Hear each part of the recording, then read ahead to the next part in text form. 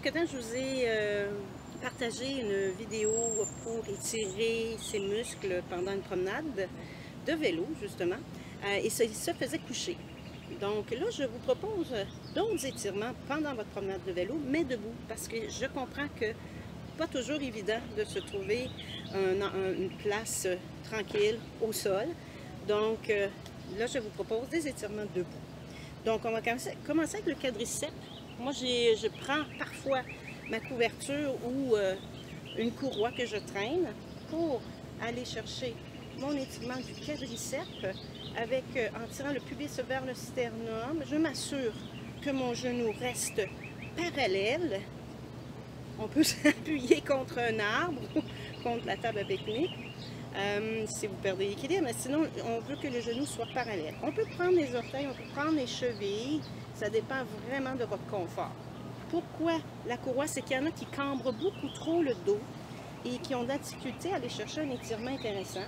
Alors c'est là où je viens avec ma couverture économiser mon bas de dos et aller chercher l'étirement qu'on souhaite atteindre, soit les quadriceps.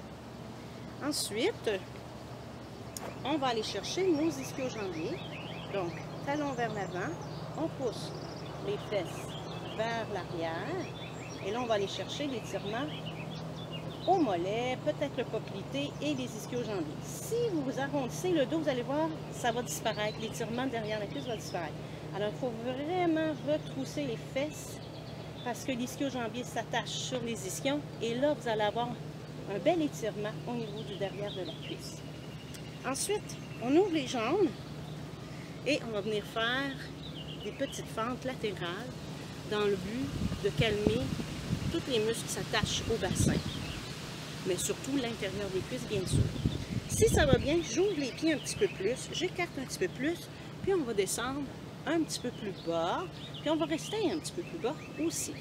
N'hésitez pas à mettre les mains au sol, à mettre les mains sur une table à pique-nique, sur une roche, sur un arbre, pourquoi pas. Puis, on peut vraiment attendre quelques instants pour soulager la tension des muscles à l'intérieur de la cuisse. Hein, ça va du pubis jusqu'au genou, tout l'intérieur au complet.